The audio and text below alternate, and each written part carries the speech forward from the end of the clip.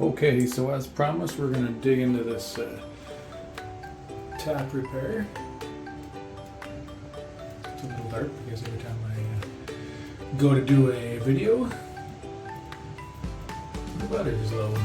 So, the videos I've watched, the first thing it tells you to do is to feel the temperature of the water, just to make sure whether or not you're looking at the hot water or the cold water.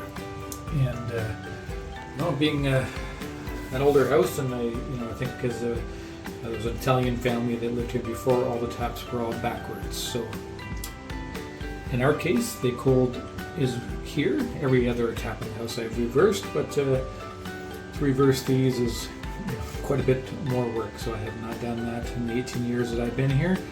So we're going to take these apart now and see what the culprit is. Okay, we got our tools, a screwdriver and a wrench. We've actually put the plug in there as well, so that in case the screw falls down while I'm taking it out, we don't lose it down the drain. Sorry, I forgot I also needed a Phillips head screwdriver, or I believe the person in England in the video that I'm going to share below this one called it a slot-headed, or no, a posi. I think you should call it a posi, which I really like that because Robertson isn't necessarily easy to remember. And then what I'm also going to show you as well is that mine's set up a little bit differently than the one in the video.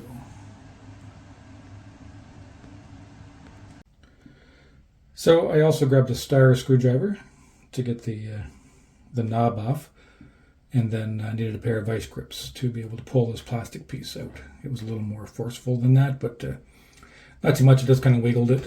There's a black ring around there, and then there's also a black ring in there. I'm not sure if that comes out, but we're going to give it a try.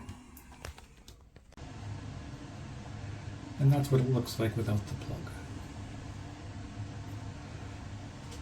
With a washer, the black washer that's back in there.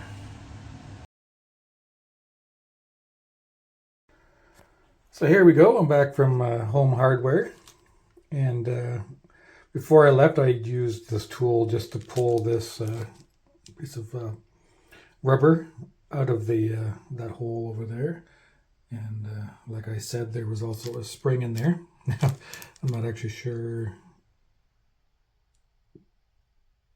I'm assuming the spring goes inside.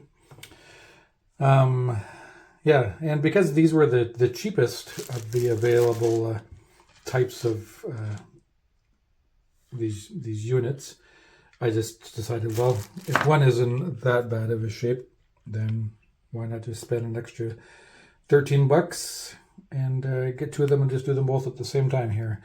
And then the gentleman recommended that I put some of this stuff on the end here to slide it in before I do it. And I know I've got some of the stuff around somewhere. Just, it's one of the many items that I don't know where it is right now, and I don't want to delay this task any further. I've already got the water turned off, and I can't turn it back on now without this stuff in there. So, at the end of the day, it was $3.99 for another thing of that. So, like I said, on some other items that are downstairs, worst case scenario, I can probably sell it for a couple bucks or just get rid of it. So I've greased up the first one there, and I'm actually using a Roberts head screwdriver to be able to push this into that hole there. We'll see if that works. So the actual solution seems to be to make sure that this thing's facing the correct up-down situation. You can see on the bottom that there's no plastic piece that goes on the top here, and then just stick it onto the bottom once you've put the paste on it. And then you're just going to carefully slide it. Oops.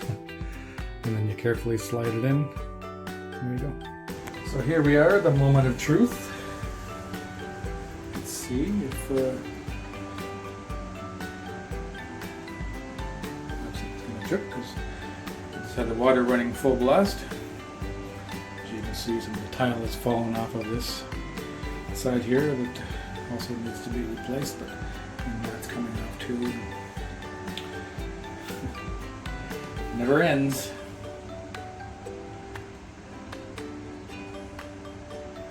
And that looks good to me. Another job done. Really only took maybe about 10 minutes. Most of the rest of the time is just figuring out how to make things work. Project complete.